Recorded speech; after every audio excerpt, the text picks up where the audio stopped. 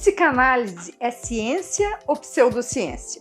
Nesse vídeo vou te mostrar que sempre houve por parte de outras abordagens o questionamento quanto à eficácia do tratamento psicanalítico. E junto a esse questionamento levanta-se o tema: a psicanálise é ou não ciência? Vamos conversar sobre isso?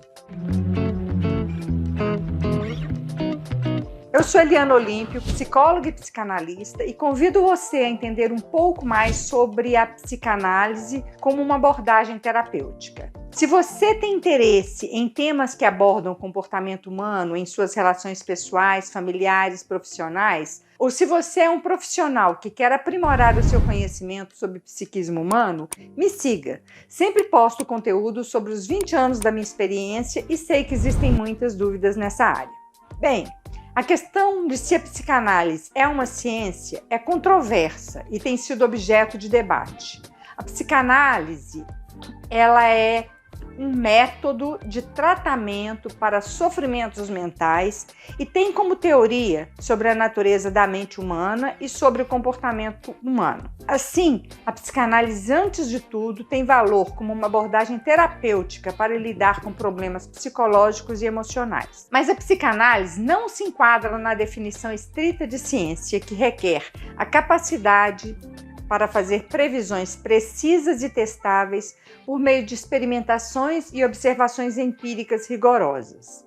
É verdade que se a psicanálise opera com a subjetividade humana e se questões que adoecem um sujeito não necessariamente adoecem outro, como testar empiricamente essa subjetividade? Como escalonar todos os sujeitos com um tipo de adoecimento e oferecer a eles um tratamento idêntico, desconsiderando a circunstância e a história de cada sujeito adoecido?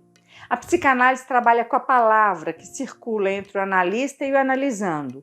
Como a palavra que tem efeito para um terá o mesmo efeito para o outro, a dificuldade de testar o mesmo experimento em vários sujeitos ao mesmo tempo é o que leva a psicanálise a não poder compartilhar das ciências naturais e científicas. Aqui estão algumas das principais razões pelas quais a psicanálise não é considerada uma ciência. Primeiro, é a falta de teste empírico. A psicanálise não pode ser testada empiricamente da mesma forma que as hipóteses científicas são testadas, ou seja, por meio de experimentos controlados e observações objetivas. Muitas das teorias psicanalíticas, como a existência do inconsciente, a pulsão de morte, o complexo de Édipo e outras teorias da psicanálise, são difíceis de serem testadas empiricamente e, portanto, não são possíveis de verificação científica. Outro ponto que mostra que a psicanálise não é uma ciência é a falta de previsibilidade.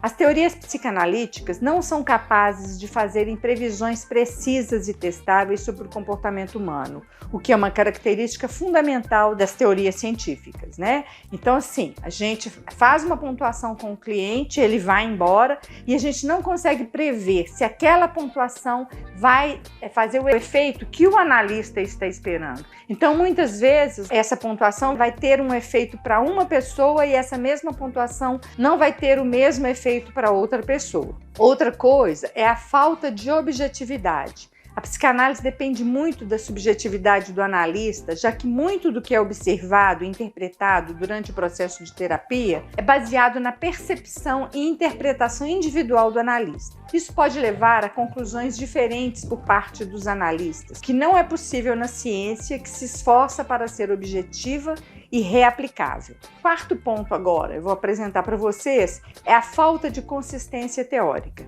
A psicanálise é composta por muitas teorias e abordagens diferentes. Isso torna difícil estabelecer uma teoria coesa e coerente da psicanálise. Então, dentro da própria psicanálise, né, nós temos diversas abordagens, né? Nós temos a abordagem, por exemplo, junguiana, nós temos a abordagem da Melanie Klein, nós temos a abordagem winnicottiana. Então, são várias abordagens que utilizam, né, formas e teorias aplicáveis muito diferentes umas das outras. Mas isso não significa que a psicanálise pode ser considerada um metadiscurso, porque nesse caso, né, envolve a análise e a reflexão sobre a linguagem e seus efeitos no psiquismo humano. Ela não se limita a tratar problemas emocionais ou comportamentais, mas também explora a natureza da linguagem e sua relação com a mente e o inconsciente. A psicanálise também não pode ser considerada uma metanarrativa, porque se baseia em teorias e conceitos que se aplicam a diferentes contextos e situações. A psicanálise oferece uma estrutura interpretativa ampla, que pode ser aplicada a diversos tipos de problemas e questões psicológicas, desde as questões individuais até as questões sociais e culturais. Então, como metanarrativa, a psicanálise busca explicar não apenas o indivíduo, mas também a sociedade em que ele vive e as relações que estabelece com ela.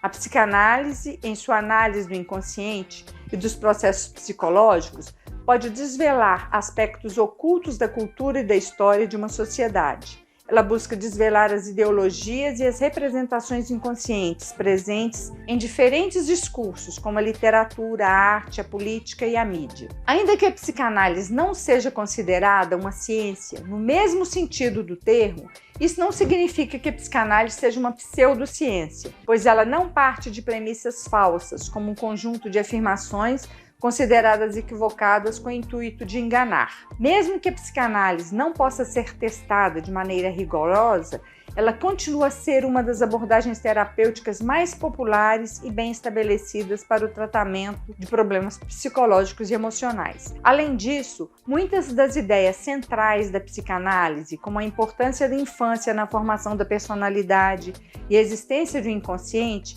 influenciam profundamente o pensamento e são amplamente reconhecidas como importantes para a compreensão da natureza humana. Você já se beneficiou ou sabe de alguém que em algum momento se beneficiou da prática psicanalítica? Conte aqui nos comentários. Bem, se este conteúdo te ajudou, curta, compartilhe e facilite a circulação desse vídeo. Até a próxima. Obrigada!